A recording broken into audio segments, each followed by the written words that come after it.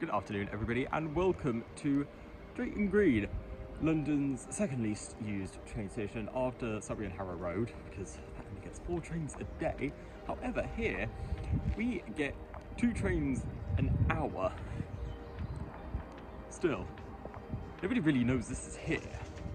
However, this is the first day. This is the first day of it having brand new-ish trains. New technology, but upcycled trains. So let's head over to the other platform and give one of them a ride to Greenford. These trains are made from converted underground D stock. First constructed 12 years prior to the line's former trains, the Class 165s.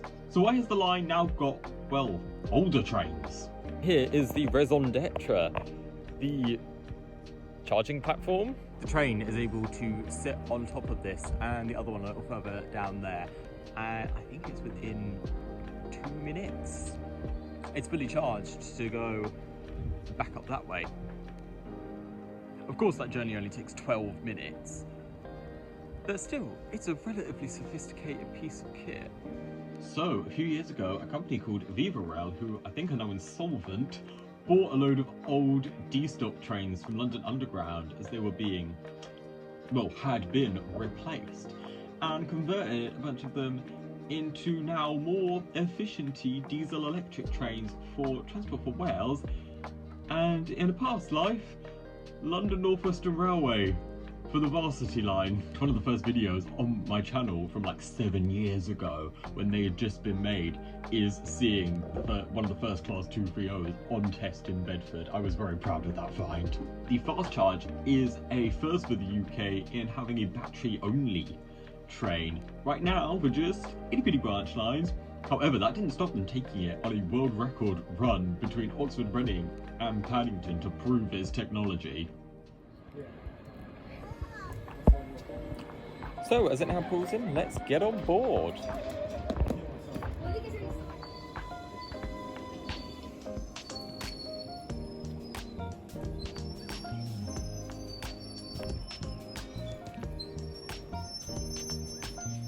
One of the first things I noticed, beyond the really bright lighting, was all the boards around the would-be luggage racks explaining this new train's technology. They even have boards at the stations. They are super proud of this. Most of the seats have tables, which I quite like. They all had this strange bird headrest. I'm not quite sure what that was for. And of course, they preserved some of the longitudinal seating from the London Underground days. And as with every train, some wheelchair space with little fold-down seats. And of course, to compensate for the offering on the turbos. This train comes with loads of charging points. And I gotta say, the windows with the screws, I don't know, it just felt a bit prisony, but of course the door slides into it, so it's gotta be like that. I remember seeing the screws come undone once when I was on the Piccadilly line, and the window with the big gap behind it was just swinging. As for the doors, they were really slow, and then like 5 centimeters from the end just violently crashed into the door frame. There's even a toy coated in even more information about how this train works. Although my favourite info feature definitely had to be this diagram explaining the wheelchair facilities at each station, although it wasn't above the wheelchair space. And this has to be another first on a train. There's a separate recycling bin. But the big step up with these trains beyond the battery is capacity. They're going from less than 200 being able to fit on the little 2-car turbo to over 400 being able to get on one of these little free carriage things. Of course, most of those will be standing, although I doubt it's ever going to reach that capacity, apart from opening day where there was just a tsunami of anorak. God, I'm going to sound so bad, but that was the first thing I noticed, how many rail enthusiasts were there. I know, me included, but a lot of us have a certain look that screams I love trains, and that was on full display that day. And heading the other way, you're maybe to here, where you connect for the Elizabeth line. Although many years ago, you didn't have to.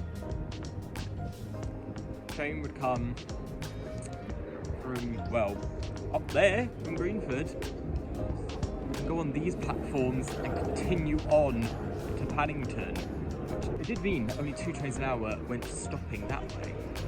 It meant the 2 trains an hour coming from Greenford, direct links to London, and a lot more passengers.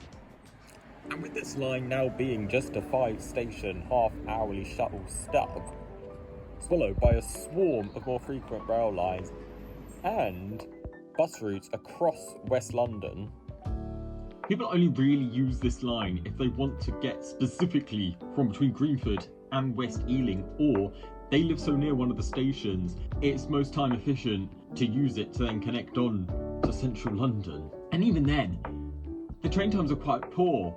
Many of my experience, it's pulled into West Ealing just as a crossrail was left, and it's a 10-minute gap.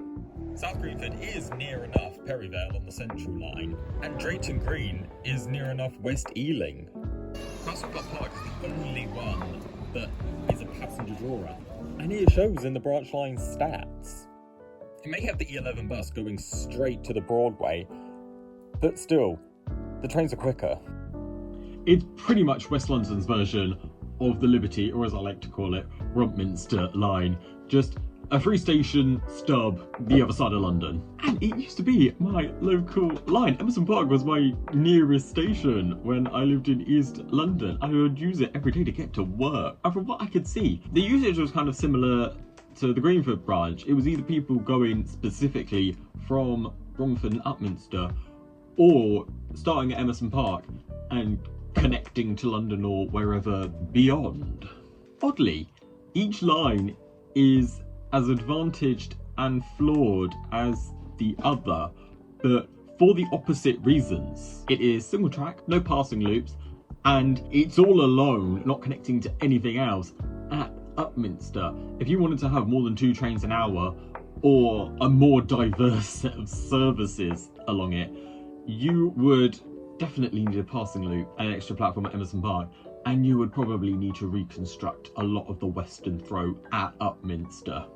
But said line is electrified and operated by TfL as part of the Overground, whereas neither are true about the Greenford branch, despite the fact it's fully surrounded by London suburbs, and there are no plans to do either.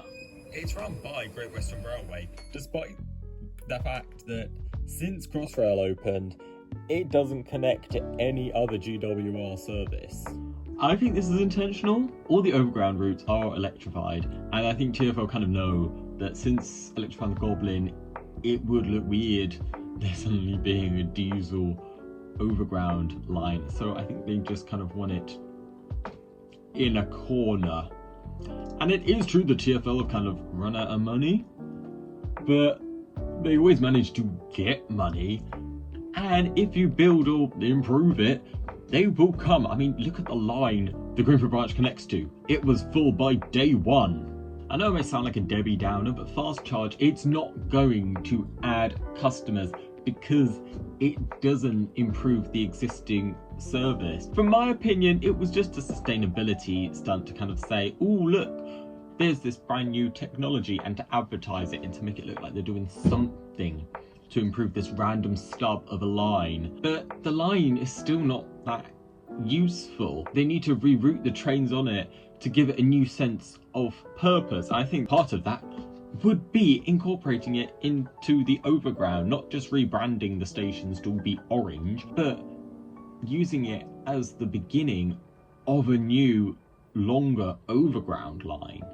The borough of Ealing is one of the most populated and prominent in the city, but there are no orbital railways through it, beyond 2 Mildmay stops in the very east in Acton. And the Greenford line could change this.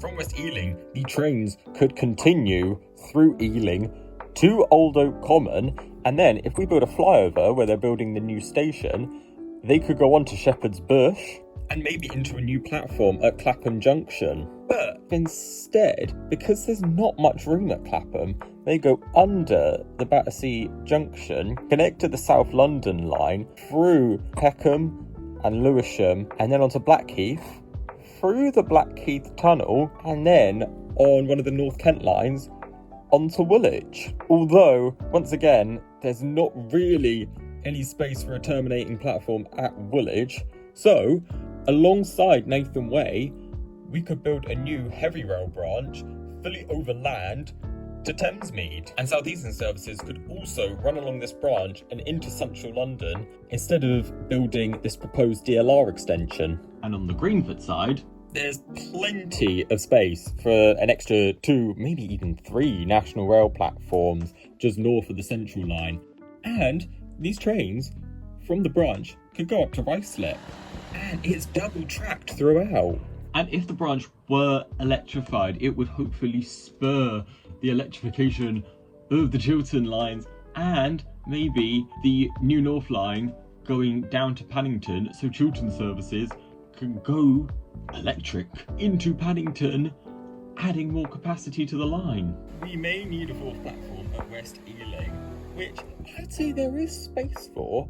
We might just have to demolish the new Crossrail station entrance. So, where do I think this fast charge technology should go? The Regatta line. No chance it's ever going to be connected to any other line north of Henley. So, it's perfect to just run as a little shuttle. Also, branch lines in Cornwall. Cornwall's got 5 of them, and they're all pretty short. I think the experiment should have been done on the St Ives branch. Although dare we invest in the railways outside of London? So, those were my views, possibly, maybe, rather pessimistically, on the fast charge train, and kinda what should and hopefully will be done instead. Before I leave all you lovely people,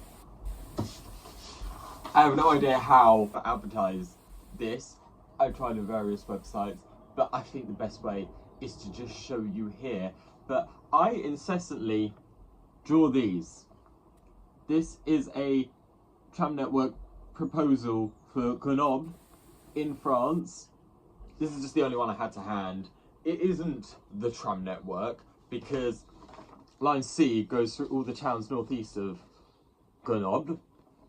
Line E extends south. Line D, the yellow one, is a circle. I've only been to Grenoble once, but I still think I'm qualified into how it should expand its tram network. And I've decided to do that for every city. I've done it for every city in Great Britain that's big enough. And quite a few others across the world. And it's not raining. And I am going to make custom ones. So if you want one made of your city or a city that you love, but you want loads of little different things put on it, like you want a comedy one made, or you want one, I don't know, you're from Stevenage, but you want one that's 12 lines and there's a tram on every single road, I will do it for you.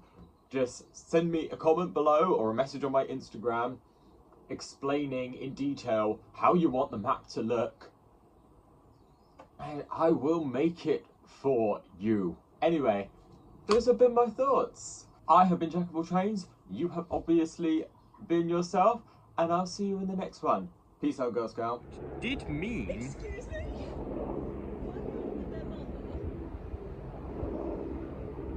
I think that woman just sneezed while saying excuse me at the same time. Anyway.